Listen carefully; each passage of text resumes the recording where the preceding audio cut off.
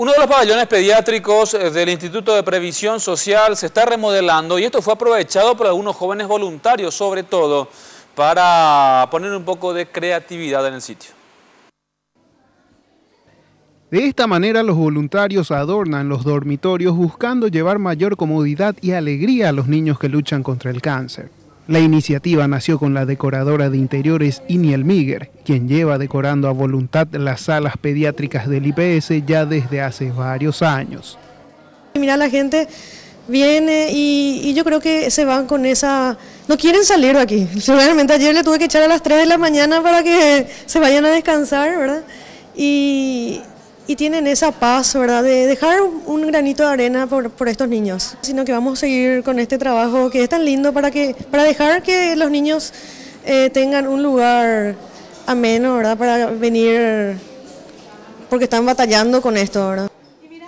El doctor Héctor Castro comenta que el nuevo pabellón contará con 12 salas de internaciones y 25 sillones para diálisis en la sala de hospital por día. Este pabellón va a contar con habitaciones individuales con baños propios, que son necesidades que requieren un niño que está padeciendo este tipo de enfermedad, obviamente en primer lugar por la poca movilidad, por la dolencia, en segundo lugar y fundamental creo yo, por la disminución de sus defensas. Entonces estas habitaciones están diseñadas para que alberguen con mayor seguridad la atención de estos niños. No tengo fuerzas para rendirme, dice uno de los mensajes que dejan los voluntarios para los niños, buscando así animarlos a seguir luchando contra una enfermedad tan complicada de sobrellevar.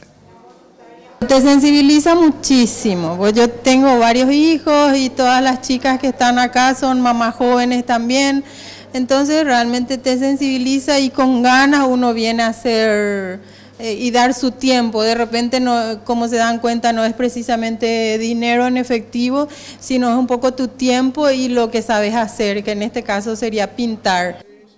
40 son los voluntarios que trabajan día y noche para dejar impecables las salas antes de que los instrumentos hospitalarios y los pacientes sean trasladados a las salas.